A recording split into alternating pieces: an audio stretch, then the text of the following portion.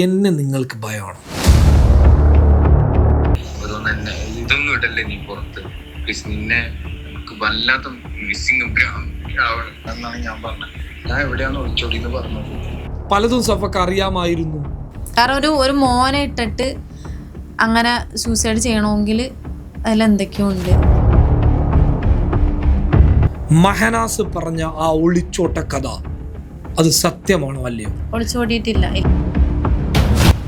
ലല്ലു എന്ന് പറയുന്ന ഒരു ക്യാരക്ടർ, ആ ക്യാരക്ടറോട് നിങ്ങൾക്കിപ്പോൾ ഒരു ബന്ധമില്ലെന്ന് നിങ്ങൾക്ക് പറയാൻ പറ്റുമോ? ഇപ്പൊ ബന്ധമില്ലാന്ന് പറയാൻ പറ്റില്ല. ഇപ്പൊ കോണ്ടാക്ട് ഉണ്ട്. മീൻസ് കേസുമായിട്ട് ബന്ധപ്പെട്ട് നമ്മൾ സംസാരിക്കാറ്. കേസുമായി ബന്ധപ്പെട്ട് സംസാരിക്കാൻ ലല്ലു വക്കീലാണ്. തിരൂരിൽ നിങ്ങളുടെ കൂടെ ഉണ്ടായിരുന്ന ആളാരാണ്? പോലീസ് സ്റ്റേഷനിൽ മേനു എന്തൊക്കെയോ കുറച്ച് കള്ളങ്ങളും കാര്യങ്ങളൊക്കെ പറഞ്ഞപ്പോൾ മേനുവിന് കുറച്ച് തല്ലും ഇതൊക്കെ കിട്ടിയായിരുന്നു. എനിക്കിപ്പോൾ ഞാൻ എന്നെ വഴിക്കാൻ മെസ്സേജ് അയച്ചിട്ടുണ്ടായുള്ളൂ, എന്നെ അകറ്റല്ലേ, എന്നെ വിട്ടു പോവല്ലേ എന്നൊക്കെ പറഞ്ഞിട്ട്.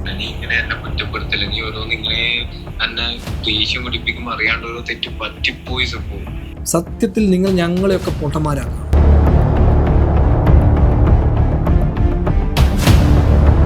മാനാസ് പറ്റുവാണെങ്കിൽ മാനാസിനെയും കൂടി ഞാൻ ക്ഷണിക്കുകയാണ്. ഇത്രയൊക്കെ വിവാദങ്ങൾ നിൽക്കുമ്പോഴും മഹനാസിനെ കൂടി ഞാൻ ഇവിടത്തേക്ക് വിളിക്കാം. ആ സമയത്ത് തല്ലിയിട്ട് ഞാൻ കിടക്കണ സമയത്ത് എൻ്റെ വയറുമോ ഒന്ന് തൊട്ടിട്ട് കരഞ്ഞു. എൻ്റെ കുട്ടിക്ക് എന്തെങ്കിലും പറ്റിയോ അങ്ങനെയൊക്കെ വന്നിട്ട് കരഞ്ഞായി. ഞാൻ തല്ലിയതിൻ്റെ പേടിയിൽ വേഗം പോയി ബാത്റൂമിൽ അടച്ചിരുന്നു. എൻ്റെ കുട്ടിക്ക് ഒരു ട്രോമ ലൈഫിൽ വരരുത് എന്നുള്ള രീതിക്കാണ് വാപ്പ വേണ്ടെങ്കിൽ വേണ്ട എന്നുള്ളൊരു തീരുമാനം ഞാൻ എടുത്തത്.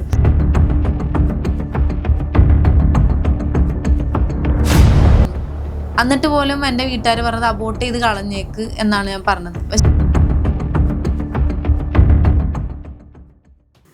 സഫ, എന്നെ സംബന്ധിച്ചിടത്തോളം സഫയും മെഹനാസും എന്ന് പറയുന്നത് എന്നെ സംബന്ധിച്ചിടത്തോളം എൻ്റെ കണ്ണിൽ ഒന്നു തന്നെയാണ്.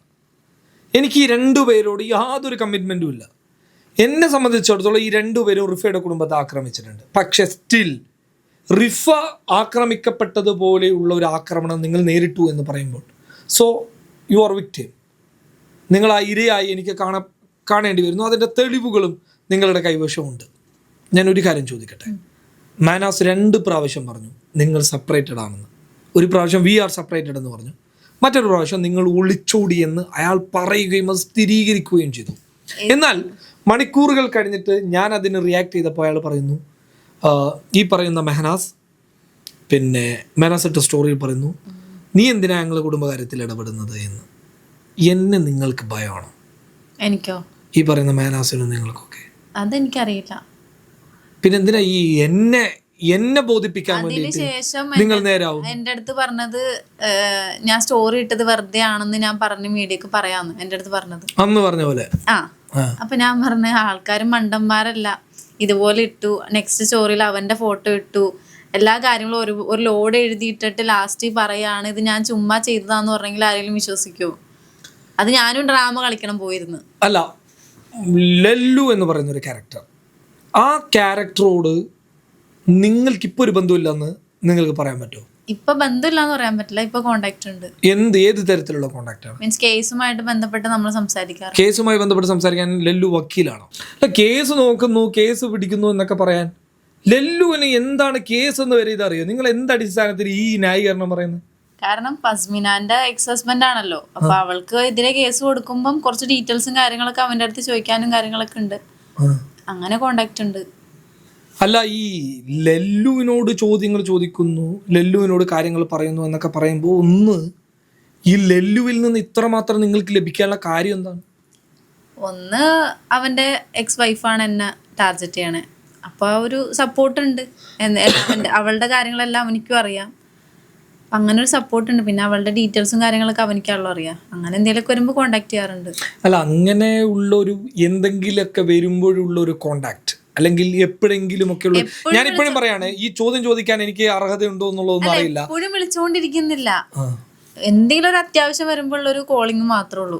അല്ല, ഈ പറയുന്നത് ഇതൊക്കെ നിങ്ങളുടെ വ്യക്തിപരമായിട്ടുള്ള കാര്യങ്ങളാണ്. പക്ഷെ മെഹനാസ് എന്ന് പറയുന്ന ഒരു സോഷ്യൽ മീഡിയയിൽ നിൽക്കുന്ന ഒരു കുറ്റവാളി, അയാൾ സോഷ്യൽ മീഡിയയിലൂടെ ഇത് പങ്കുവെക്കുമ്പോൾ, സോഷ്യൽ മീഡിയ ഇത് ചർച്ച ചെയ്യപ്പെടുമ്പോൾ ഞാൻ നിങ്ങളോട് ചോദിക്കുന്നു, വിത്ത് യുവർ പെർമിഷനോട് കൂടിയിട്ട് ചോദിക്കുന്നു എന്നേ ഉള്ളൂ, ആവർത്തിച്ച് റിപ്പീറ്റ് ചെയ്ത് ചോദിക്കുകയാണ്, മഹനാസ് പറഞ്ഞ ആ ഒളിച്ചോട്ട കഥ അത് സത്യമാണോ അല്ലയോ? ഒളിച്ചോടിയിട്ടില്ല. ഇല്ല.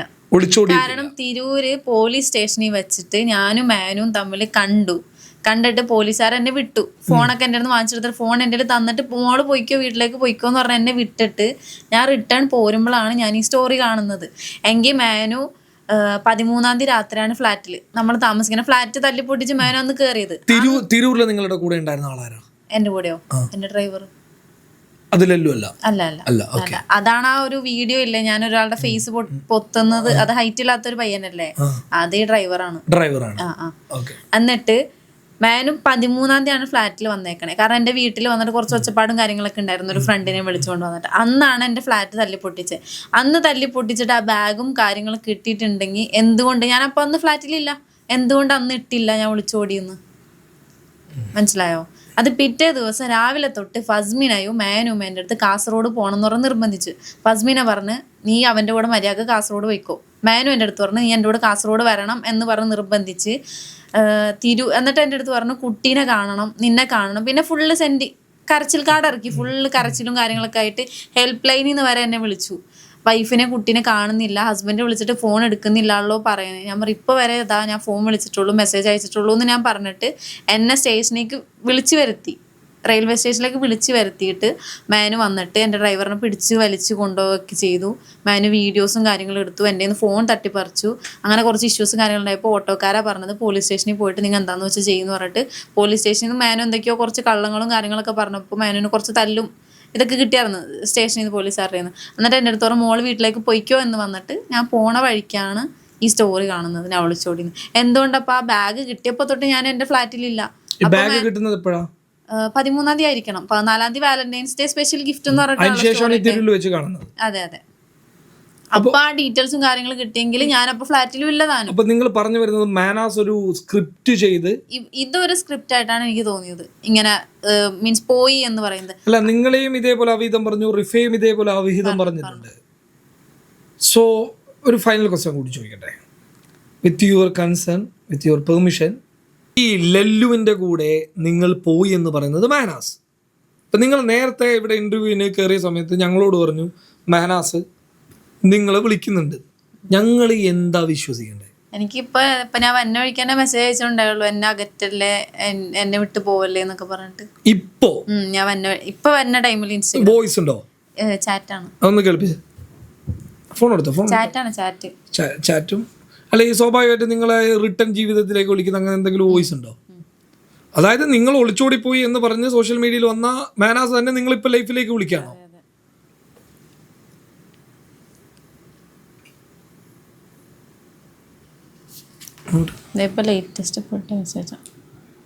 മാനാസിന്റെ ഐഡിയ ആണോ? അതെ. കുറെ റീൽസ് അയക്കുന്നുണ്ട് സങ്കടത്തിന്റെ. ഇങ്ങനെയൊന്നുമില്ല, എന്റെ മോനകറ്റല്ലേ പ്ലീസ്, അത് മാത്രമേ അപേക്ഷിക്കുന്നുള്ളൂ. ഞാൻ എല്ലാവരോടും ഡിലീറ്റ് ആക്കാൻ പറഞ്ഞത്. ഇത് എന്തെങ്കിലും നിങ്ങളെ തിരിച്ചു വിളിച്ചുകൊണ്ടുള്ള എന്തെങ്കിലും വോയിസ് ക്ലിപ്പ് ഉണ്ടോ? നിങ്ങൾ നേരത്തെ ഇവിടെ വന്നപ്പോൾ പറഞ്ഞ എന്താ കേൾപ്പിച്ചേ? ഞാൻ എന്നിട്ട് രണ്ടാമത്തെ സ്റ്റോറി ഇട്ടിനി ഞാൻ അവളോട് ചോദിക്കുന്നത്, നമുക്ക് ഇത് ഞാൻ അയച്ചു കൊടുത്തല്ല അവളെ അയച്ചെന്ന കാര്യം. അപ്പൊ ഞാൻ ചോദിക്കുന്നത് നിങ്ങൾ പ്ലേ ചെയ്ത് ഒരു ഒന്നുകൂടി വോയിസ് പ്ലേ ചെയ്തിട്ട് ഒന്ന് സ്ക്രീനിലേക്ക് കാണിച്ചു. സ്ക്രീനിലേക്ക് ഇത് ഞാൻ അയച്ചു കൊടുത്തല്ല അവളെ എനിക്ക് അയച്ചെന്ന കാര്യം. അപ്പൊ ഞാൻ ചോദിക്കുന്നത് ഇതൊക്കെ ഓൾഡ് കാര്യമല്ലേ എന്ന് ഞാൻ ചോദിക്കുന്നു. എന്നിട്ട് നോക്ക് നീ ഇങ്ങനെ എന്നെ കുറ്റപ്പെടുത്തല്ലേ, നീ ഓരോന്ന് ഇങ്ങനെ എന്നെ ദേഷ്യം പിടിപ്പിക്കുമ്പോ അറിയാണ്ട് ഓരോ തെറ്റ് പറ്റിപ്പോയി. സപ്പോ ഒളിച്ചോടി എന്നൊക്കെ പറയണോ എന്നാ ഞാൻ അങ്ങോട്ടാ ചോദിക്കണത്. നീ വെറുതെ ഓരോന്ന് എന്നെ ഇതൊന്നും ഇടല്ലേ നീ പുറത്ത് പ്ലീസ്. നിന്നെ എനിക്ക് വല്ലാത്ത മിസ്സിങ് ആവണം. നീ ഒളിച്ചോടി എന്നൊന്നും ഞാൻ പറഞ്ഞിട്ടില്ല എന്നെ സ്റ്റോറി ഇട്ടിട്ട് ഞാൻ കണ്ടിട്ടില്ല. ഞാൻ ഒളിച്ചോടിന്ന് ആരോടും ഞാൻ പറഞ്ഞിട്ടില്ല എന്നാണ് ഞാൻ പറഞ്ഞത്. ഞാൻ എവിടെയാണ് ഒളിച്ചോടിന്ന് പറഞ്ഞത്? അപ്പൊ മാനാസ് ഇപ്പൊ ഞാനും ഈ കാണുന്ന പ്രേക്ഷകരൊക്കെ സത്യം പറഞ്ഞു കഴിഞ്ഞാല് മണ്ടന്മാരാണോ? നീ എന്റെ ജീവൻ സഫു സ്നേഹിച്ചിട്ടേ ഉള്ളൂ, നിന്നെ മാപ്പ് താ പൊന്നു എന്നിപ്പോ നിങ്ങക്ക് മാനാസ് മെസ്സേജ് അയച്ചുകൊണ്ടിരിക്കുക. ഇതേ മാനാസ് അല്ലേ നീ ഒളിച്ചൂടി എന്നും പറയുന്നത്? ഞാൻ ഒരു കാര്യം പറയാം സഫ, സത്യത്തിൽ നിങ്ങൾ ഞങ്ങളെയൊക്കെ പൊട്ടന്മാരാക്കാണ്. അല്ല, ഈ എന്ത് ആക്ച്വലി സംഭവിച്ചുകൊണ്ടുള്ളത്?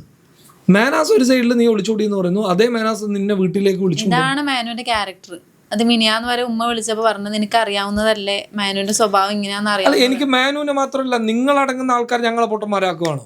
അത് നമ്മുടെ അപ്പൊ ഈ ലല്ലു എന്ന് പറയുന്ന ആള് നിങ്ങളുടെ കൂടെ ഇല്ലേ ഇപ്പൊ? നിങ്ങളുമായിട്ട് യാതൊരു കണക്ഷൻ ഇല്ലാന്ന് ഞാൻ പറഞ്ഞില്ല. ഇപ്പൊ കോണ്ടാക്ട് ഉണ്ട്. ഏത് രീതിയിലുള്ള കോണ്ടാക്ട് ചോദിക്കുന്നുണ്ടോന്നും തോന്നുന്നു. ഇല്ല, നോർമലി നമ്മള് കേസും കാര്യങ്ങളൊക്കെ സംസാരിക്കും. അങ്ങനെ ഒരു ഈ നേരത്തെ ഞാൻ പറഞ്ഞ കേസ് കാര്യങ്ങൾ പറയാൻ ഇവൻ വക്കീലല്ലോ. ഇല്ല, ഫുൾ ടൈം നമ്മൾ വിളിച്ചുകൊണ്ടിരിക്കുക അങ്ങനൊന്നുമില്ല. ഇപ്പൊ എന്നെ രാത്രി എപ്പോൾ വിളിച്ചാലും അവൈലബിൾ ആണ്. ഇതുവരെ എന്റെ ഫോൺ ബിസി ആയിട്ടില്ലല്ലോ. അങ്ങനെയാണ് എനിക്ക് എപ്പോഴും വിളിച്ചുകൊണ്ടിരിക്കാൻ പറ്റും. നേരത്തെ നിങ്ങൾ പറഞ്ഞത് മാനാസ് ഉള്ള സമയത്തൊന്നും ഇങ്ങനെ ഒരു സംഭവം ഉണ്ടായിരുന്നില്ല. പിന്നെ എങ്ങനെയാണ് ഈ രാത്രി കാലങ്ങളിൽ നിങ്ങളുടെ ഫോൺ അവൈലബിൾ ആണ്? അതെ, ഈ അടുത്ത കാര്യം ഞാൻ പറഞ്ഞത്. ഈ അടുത്ത് ഇങ്ങനെ ഒരു കോണ്ടാക്ട് ഇപ്പോഴാണല്ലോ നമ്മൾ കോണ്ടാക്ട് ആയത്. ഒരു പരിചയമില്ലാത്ത ഒരാൾ ഈ രാത്രി കാലങ്ങളിൽ നിങ്ങൾ വിളിക്കുന്നു എന്ന് പറഞ്ഞു കഴിഞ്ഞാൽ അത് എങ്ങനെ ആക്സെപ്റ്റ് ചെയ്യാം? ഇപ്പോ നമ്മൾ കമ്പനിയാണ്. ഞാൻ പറഞ്ഞില്ല, എന്റെ വണ്ടി ഓടിക്കുന്ന ആള് ഇവന്റെ ഫ്രണ്ടാണ്. വണ്ടി ഓടിക്കുന്ന ആളുടെ ഫ്രണ്ട് അല്ലേ? വണ്ടി ഓടിക്കുന്ന ആളല്ലല്ലോ. അല്ല, ഇതില് ഈ ലല്ലുവിന്റെ കേസിൽ എനിക്ക് ഇപ്പോഴും ഒരു ക്ലാരിറ്റി ഇല്ല. ഞാൻ ഇപ്പോഴും പറയുന്നത് നിങ്ങളുടെ പേഴ്സണൽ ഇഷ്യൂ ആയിരിക്കാം, പക്ഷേ എങ്കിലും സോഷ്യൽ മീഡിയ ചർച്ച ചെയ്യുന്നതുകൊണ്ട് ചോദിക്കുകയാണ്. മഹനാസ് നിങ്ങൾ ഒളിച്ചോടിപ്പോയി എന്ന് പറയുമ്പോൾ സ്വാഭാവികമായിട്ടും നിങ്ങൾ ഈ സ്റ്റുഡിയോയിലേക്ക് വരുന്നതിന് മുമ്പ് നിങ്ങൾ എന്നോട് പറഞ്ഞൊരു കാര്യം എന്ന് പറയുന്നത് മഹനാസ് നിങ്ങളെ ക്ഷണിക്കുന്നുണ്ടെന്ന് പറഞ്ഞ് കുറെ ഓഡിയോ കേൾപ്പിച്ചു തന്നു. ഞങ്ങൾ എന്താ വിശ്വസിക്കേണ്ടത്? ഞങ്ങൾ പൊട്ടന്മാരാക്കാണോ? എനിക്കറിയില്ല. ഞാൻ സത്യം പറയാലോ, ഇത്ര ഒളിച്ചോടി ഇനി എന്നെ പോലത്തെ ഒരു പെണ്ണിനെ വേണ്ട, എൻ്റെ ഫ്ലാറ്റിൽ കുറച്ച് ടിഷ്യൂ പോലത്തെ സംഭവം കണ്ടിട്ട് വേറൊരു ഐറ്റം തുടച്ച ടിഷ്യൂ ആണ്, എൻ്റെ ഇന്നർവ്യൂസ് അവിടെ കിടന്ന് അതൊക്കെ വലിച്ചു വാരി ഇതൊക്കെയാണ് കണ്ടിട്ട് എന്ന് പറഞ്ഞ് ഇങ്ങനത്തെ ഒരു പെണ്ണിനെ വേണ്ട എന്ന് പറഞ്ഞിട്ട് പിന്നെ എന്തിനാ എൻ്റെ പുറകെ ഇപ്പോൾ തന്നെ ഞാൻ വേണം? എൻ്റെ ഒരു ഓഡിയോയും കാര്യങ്ങളും ഉണ്ട്. അതായത് നിങ്ങളിപ്പോ പറയുന്നത് മാനാസ് ഒളിച്ചോടി പോയി എന്ന് മാനാസ് സ്റ്റോറി ഇട്ട മാനാസ് സ്റ്റിൽ ഇപ്പോ ഈ മണിക്കൂറിൽ പോലും നിങ്ങളെ വീട്ടിലേക്ക് വിളിക്കുന്നു. എന്നാ വോയിസ് കേൾപ്പിക്കുക. ഞാൻ ഈ പറയുന്ന വോയിസുകളൊക്കെ കേട്ടതാണ്. വരുന്നതിന് മുമ്പ് നമുക്ക് സ്വാഭാവികമായിട്ട് ഇവർ തരുമല്ലോ. പക്ഷെ ഇവർ നിങ്ങൾ ജനങ്ങളും കൂടി കേൾക്കട്ടെ എന്നുള്ളതുകൊണ്ടാണ് കേൾപ്പിക്കുക. കാണിച്ചു കൊടുത്ത് കേൾപ്പിച്ചാൽ ഇത് ഞാൻ അയച്ചു കൊടുത്തല്ല, അവള് എനിക്ക് അയച്ചെന്ന കാര്യം. അപ്പൊ ഞാൻ ഇഷ്ടപ്പെടുത്തില്ല. നീ ഓരോന്ന് ഇങ്ങനെ ഞാൻ അവളോട് ചോദിക്കുന്നു, നോക്ക് ഇത് ഒളിച്ചോടി എന്നൊക്കെ പറയണോ എന്നാ ഞാൻ അങ്ങോട്ടാ ചോദിക്കണത്. നീ വെറുതെ ഓരോന്ന് തന്നെ ഇതൊന്നും ഇടല്ലേ നീ പുറത്ത് പ്ലീസ്. നിന്നെ എനിക്ക് വല്ലാത്ത മിസ്സിങ് ആവണം. ഞാൻ എന്നിട്ട് രണ്ടാമത്തെ സ്റ്റോറി ഇട്ടിന് ഒളിച്ചോടി എന്നൊന്നും ഞാൻ പറഞ്ഞിട്ടില്ല എന്നിട്ട് സ്റ്റോറി ഇട്ടിന് ഞാൻ കണ്ടിട്ടില്ല. ഞാൻ ഒളിച്ചോടിന്ന് ആരോടും ഞാൻ പറഞ്ഞിട്ടില്ല എന്നാണ് ഞാൻ പറഞ്ഞത്. ഞാൻ എവിടെയാണ് ഒളിച്ചോടിന്ന് പറഞ്ഞത്? മെസ്സേജ് ഉണ്ട്. നീ എന്റെ ജീവനാണ് സഫു,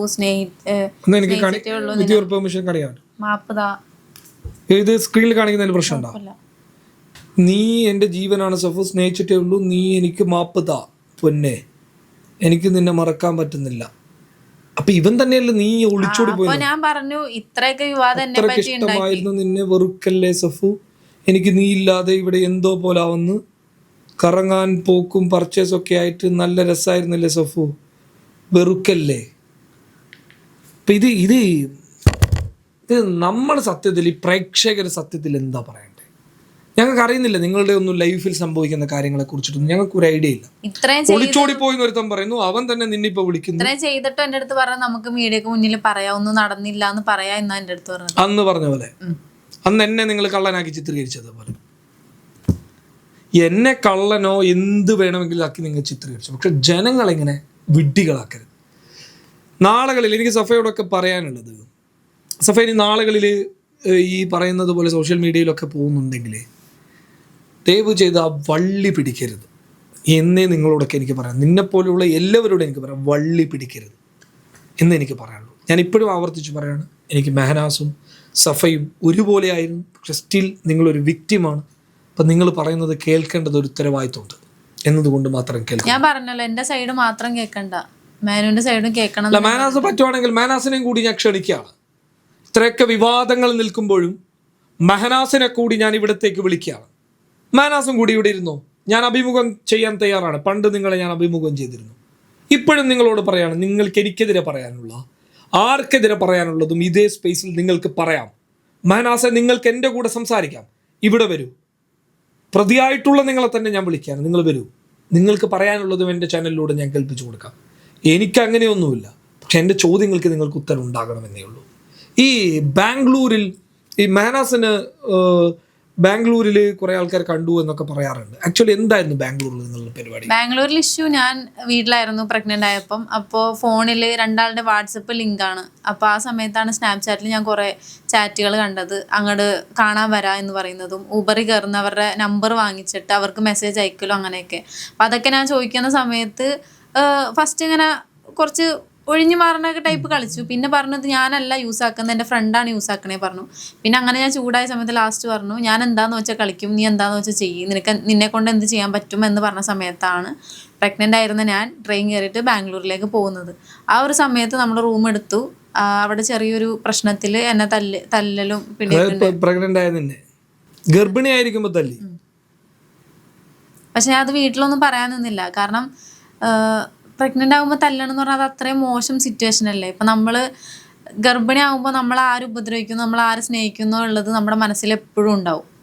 അതുകൊണ്ട് ഞാൻ വീട്ടിൽ പറയാൻ നിന്നില്ല. ഞാൻ സത്യം പറഞ്ഞെങ്കിൽ പ്രമോഷനും കാര്യങ്ങളും ഉണ്ടെന്ന് പറഞ്ഞാൽ എനിക്കെന്തോ ആ സമയത്ത് തല്ലിയിട്ട് ഞാൻ കിടക്കണ സമയത്ത് എൻ്റെ വയറുമോ വന്ന് തൊട്ടിട്ട് കരഞ്ഞു. എൻ്റെ കുട്ടിക്ക് എന്തെങ്കിലും പറ്റിയോ അങ്ങനെയൊക്കെ വന്നിട്ട് കരഞ്ഞു.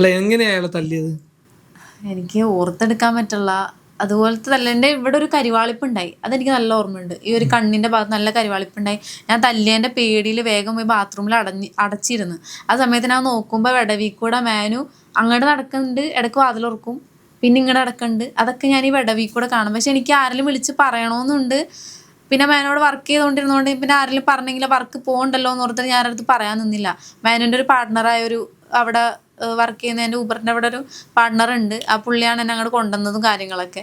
അപ്പോൾ ആ പുള്ളിനെ എനിക്ക് വിളിച്ച് പറയണമെന്നുണ്ട്. പക്ഷേ മാനോട് ജോലി പോകണ്ടല്ലോ എന്ന് ഓർത്ത് അപ്പോഴും ഞാൻ മിണ്ടാണ്ട് നിന്നു. ഈ ഒരു സമയത്ത് എൻ്റെ കുട്ടി ഉള്ളപ്പോഴും എന്നെ ഇതുപോലെ ഉപദ്രവിച്ചിട്ട് എൻ്റെ കുട്ടിക്ക് ഒരു ട്രോമ ലൈഫിൽ വരരുത് എന്നുള്ള രീതിക്കാണ് വാപ്പ വേണ്ടെങ്കിൽ വേണ്ട എന്നുള്ളൊരു തീരുമാനം ഞാൻ എടുത്തത്. അല്ലെങ്കിൽ ഞാൻ ഫ്യൂച്ചറിൽ ഒരിക്കലും വിചാരിച്ചിട്ടില്ല മാനു എൻ്റെ ലൈഫിൽ നിന്ന് പോകുന്ന ഞാൻ വിചാരിച്ചിട്ടില്ല. കാരണം എന്ത് പ്രശ്നം ഉണ്ടെങ്കിലും ഞാൻ പുറകെ പോയിട്ട് മാനുവിൻ്റെ കാല് പിടിക്കാറുണ്ട്. എന്നെ ഇട്ടിട്ട് പോകില്ലെന്ന് ഞാൻ പറയാറുണ്ട്. മാനു എത്ര തെറ്റ് ചെയ്താലും ഞാൻ പുറകെ പോകാറുണ്ട്. ഞാൻ ഒരിക്കലും വിചാരിച്ചിട്ടില്ല മാനു എൻ്റെ ലൈഫിൽ നിന്ന് ഈ 2 കൊല്ലം ആകുമ്പോഴേക്കും എൻ്റെ ലൈഫിൽ നിന്ന് പോകുമെന്ന് ഞാൻ ഒരിക്കലും വിചാരിച്ചിട്ടില്ല. എന്ത് ചെയ്താലും മീഡിയക്ക് മുന്നിലാണെങ്കിൽ പോലും എത്ര നെഗറ്റീവ് മാനു എൻ്റെ അടുത്ത് ചെയ്തിട്ട് പോലും ഞാൻ ഇതുവരെ ഒരു സ്റ്റോറി പോലും ഞാൻ നെഗറ്റീവ് മാനുവിനെ പറ്റി ഇട്ടിട്ടില്ല. ഇതുവരെ ഞാൻ ഒന്നും ഇട്ടിട്ടില്ല. ഇപ്പൊ ഈ റിഫയുടെ കേസുമായി ബന്ധപ്പെട്ടിട്ട് 2ഓളം കേസുകൾ മാനാസിനെതിരെ ഉണ്ട് എന്നുള്ളത് ഇപ്പൊ മനസ്സിലായിട്ടുണ്ടോ? പോക്സോ ഉണ്ടെന്ന് എനിക്കറിയാം. മറ്റേ കേസ് എനിക്ക് ക്ലിയർ അല്ല, ഉണ്ടോ ഇല്ലയോ എന്നുള്ളത്. അത് അന്ന് ഞാനൊരു മറുപടിയിലൂടെ നിങ്ങൾക്ക് FIR ഒക്കെ കാണിച്ചു തന്നായിരുന്നല്ലോ. അപ്പൊ അത് കണ്ടിട്ടും നിങ്ങൾക്ക് മനസ്സിലായില്ല? അത് ഞാൻ ഡീറ്റെയിൽ ആയിട്ട് പിന്നെ എൻ്റെ അടുത്ത് പറഞ്ഞില്ലേ, വിളിച്ച് ചോദിക്കാൻ വ്ളോഗിൽ പറഞ്ഞില്ലേ, അതൊന്നും ഞാൻ വിളിച്ച് ചോദിച്ചില്ലായിരുന്നു. അതിന്റെ അർത്ഥം നിങ്ങൾക്ക് ക്ലിയർ ആയിട്ട് FIR അടക്കം തരുന്നു, റിഫ ആത്മഹത്യാ പ്രേരണ കുറ്റം മാനാസിനോട് എതിരെ ഉണ്ട് എന്ന് പറഞ്ഞാൽ നിങ്ങൾക്ക് ഇൻട്രസ്റ്റ് ഇല്ലായിരുന്നു എന്നല്ലേ അതിന്റെ അർത്ഥം? നിങ്ങൾക്ക് ഈ പറയുന്നത് പോലെ റിഫയുടെ കാര്യമോ റിഫയുമായി ബന്ധപ്പെട്ടിട്ടുള്ള വിഷയമോ റിഫയോട് മാനാസ് ചെയ്തിരുന്ന കാര്യമോ നിങ്ങൾക്ക് അറിയേണ്ടതില്ല എന്നതായിരുന്നല്ലേ അതിൽ നിന്ന് മനസ്സിലാക്കണ്ടേ? അന്ന് തന്നെ അതൊരു ബാധിക്കുന്ന കാര്യമായിരുന്നില്ല. ഇപ്പൊ അങ്ങനെ കേസ് ഉണ്ടെന്ന് പറഞ്ഞാൽ എനിക്ക് വേറെ വഴിയില്ല. അതെങ്ങനെയാ ഒരാൾ ആത്മഹത്യാ പ്രേരണ കുറ്റം മാനാസിനെതിരെ നിൽക്കുന്നത് നിങ്ങൾക്ക് മനസ്സിലായിട്ടില്ല എന്ന് വിചാരിച്ച് ഞാനൊരു വീഡിയോ രൂപത്തിലൂടെ തന്നു. ആ വീഡിയോ നിങ്ങൾ കണ്ടിട്ടുണ്ടെന്ന് നിങ്ങൾ ഇപ്പോഴും പറയുന്നു. പിന്നെ എങ്ങനെയാ നിങ്ങളത് ബാധിക്കുന്നില്ല നിങ്ങൾ പറയാ? കാരണം മാനുവിന് അങ്ങനെ ഒരു കേസ് ഉണ്ടെങ്കിൽ എനിക്കൊന്നും ചെയ്യാൻ പറ്റൂല. മീൻസ് എന്താ ചെയ്യാൻ പറ്റുക? എന്നെ കൊണ്ടൊന്നും ചെയ്യാൻ പറ്റൂല. കേസുള്ളത് കേസിനായിട്ട് മുന്നോട്ട് പോവാ, അകത്ത് മാത്രമേ ഉള്ളൂ. സഫയെ പോലെയുള്ള ഒരേ പെൺകുട്ടിയെ ഒരാൾ ആത്മഹത്യയിലേക്ക് എത്തിച്ചു എന്നോ ആ പറയുന്ന യുവതിയെ കൊന്നോ ഇപ്പോഴും സംശയമാണ്. അങ്ങനെ നിൽക്കുന്ന ഒരാളുടെ കൂടെ സഫ ആക്രമിക്കപ്പെട്ടുകൊണ്ടിരിക്കുമ്പോഴും നിൽക്കാൻ സാധിച്ചത് എന്ത് മനോനിലയുടെ അടിസ്ഥാനത്തിലാണ്? എനിക്ക് വേറെ വഴിയില്ലായിരുന്നു. മീൻസ് എൻ്റെ വീട്ടുകാരെ സപ്പോർട്ട് ഇല്ല എന്നല്ല ഞാൻ പറഞ്ഞത്. അന്ന് സെപ്പറേറ്റ് ആയി എന്ന് പറഞ്ഞ സ്റ്റോറി ഇട്ട സമയത്ത് എൻ്റെ വീട്ടുകാർ എനിക്ക് സപ്പോർട്ടായിരുന്നു. ആ സമയത്ത് ഞാൻ പ്രഗ്നൻ്റ് ആയിരുന്നു. എന്നിട്ട് പോലും എൻ്റെ വീട്ടുകാർ പറഞ്ഞത് അബോർട്ട് ചെയ്ത് കളഞ്ഞേക്ക് എന്നാണ് ഞാൻ പറഞ്ഞത്. പക്ഷെ എനിക്ക് ആ ഒരു ജീവൻ കളയാൻ തോന്നില്ല. അതിനോടൊന്നും എനിക്ക് യോജിപ്പില്ല. പക്ഷേ എന്തൊക്കെയോ എനിക്ക് തോന്നുന്നത് പലതും സഫക്ക് അറിയാമായിരുന്നു.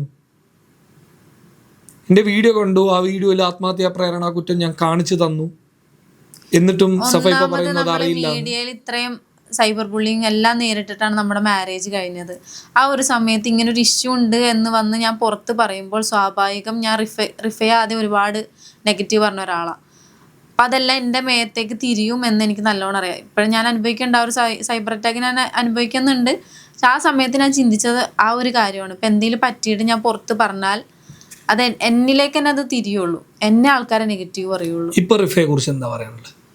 ഇപ്പൊ പറയാനുള്ളതെന്ന് വെച്ചെങ്കിൽ ഈ കാലം ഞാൻ അനുഭവിച്ച വേദന അവൾ അതിലും കൂടുതൽ റിഫ അനുഭവിച്ചിട്ടുണ്ടാവും. എന്താണെങ്കിലും ഇപ്പൊ മേനോയുടെ ഭാഗത്ത് ഇപ്പൊ അറിയാണ്ടാണെങ്കിൽ പോലും എന്തെങ്കിലും മിസ്റ്റേക്ക് പറ്റിയിട്ടാണ് റിഫക്ക് എന്തെങ്കിലും പറ്റിയെങ്കിൽ അത് പുറത്ത് വരണം എന്ന് തന്നെയാണ് എൻ്റെ ആഗ്രഹം. കാരണം നീതി കിട്ടാണ്ട് പോയ ഒരാളാണ്. റിഫയെ പറഞ്ഞതൊക്കെ നിങ്ങൾ പിൻവലിക്കണം? അത് ഞാൻ അപ്പോഴേ അത്രക്കും കുറ്റബോധമുണ്ട് എനിക്ക്. ഞാൻ കഴിഞ്ഞ ഇൻ്റർവ്യൂവിൽ ഞാൻ പറഞ്ഞു, അവളാ പറഞ്ഞത് സത്യം പറയില്ല, അത്രയും കുറ്റബോധമുണ്ട് എനിക്ക്. ഞാൻ അത് പറയാൻ പാടില്ലായിരുന്നു. മേ ബി അത് പറഞ്ഞത് കൊണ്ടുള്ള അനുഭവമാണ് ഞാൻ അനുഭവിക്കണമെന്ന് എനിക്കറിയില്ല. അവൾ അനുഭവിച്ചതിൻ്റെ ഒരു കുറച്ചെങ്കിലും ഞാൻ അനുഭവിക്കുന്നതുകൊണ്ട് അവളുടെ പെയിൻ എനിക്ക് മനസ്സിലാവും എത്രത്തോളം അനുഭവിച്ചിട്ടുണ്ടാവുമെന്ന്. കാരണം ഒരു മോനെ ഇട്ടിട്ട് അങ്ങനെ സൂസൈഡ് ചെയ്യണമെങ്കിൽ അതിലെന്തൊക്കെയോ ഉണ്ട്. പിന്നെ മൂന്നാർ വെച്ച് അത്രയൊരു ഇഷ്യൂ ഉണ്ടായിട്ട് സൂസൈഡ് ചെയ്യാത്ത ഒരാൾ ദുബായിൽ വെച്ച് ചെയ്യണമെങ്കിൽ അതിലും വലിയ എന്തോ ഒരു റീസൺ ഉണ്ടാവും. ഓക്കെ, പ്രിയപ്പെട്ട പ്രേക്ഷകരെ, ഒരുപാട് ആളുകൾ സഫയെ ഒരു അഭിമുഖം നടത്തണം എന്ന് പറഞ്ഞതുകൊണ്ടും ഞാൻ ഒരുപാട് ദൂരെ സഞ്ചരിച്ച ഒരു കേസ് ആയതുകൊണ്ടും ഈ കേസിൻ്റെ നാൾ വഴികളിലൂടെ കടന്നു പോകുമ്പോൾ സഫയുടെ അഭിമുഖം വളരെ അടിസ്ഥാനപരമായിട്ടുള്ള ഒരു കാര്യമായതുകൊണ്ടും അത് ചെയ്യേണ്ടത് ഒരു നിർബന്ധപരമായിട്ടുള്ള കാര്യമായതുകൊണ്ടുമാണ് ഞാൻ സഫയെ അഭിമുഖം ചെയ്തത്.